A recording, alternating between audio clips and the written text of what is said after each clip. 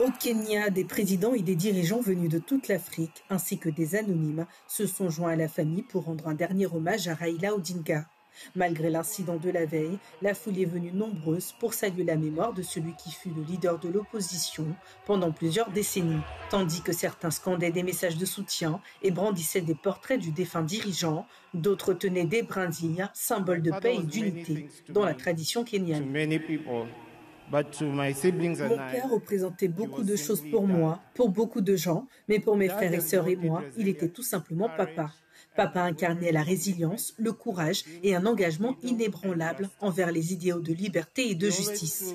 Il a toujours défendu ce qu'il croyait être juste, parfois au prix de grands sacrifices familiaux et personnels. Il était mon héros. Plus tôt dans la journée, la dépouille de Raila Odinga a été exposée au Parlement.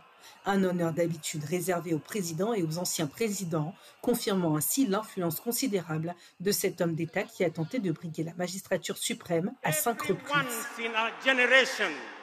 Une fois par génération apparaît un leader dont l'influence transcende son époque, dont le courage inspire le changement et dont la vision façonne les destins.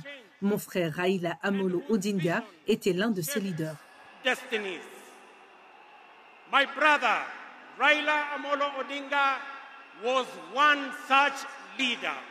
Ce samedi, les Kenyans auront une nouvelle occasion de rendre hommage à Raila Odinga alors que sa dépouille sera exposée dans la ville de Kisumu, près de sa résidence de Bondo, où il sera inhumé dimanche. Le leader s'est éteint le 15 octobre dernier en Inde à l'âge de 80 ans.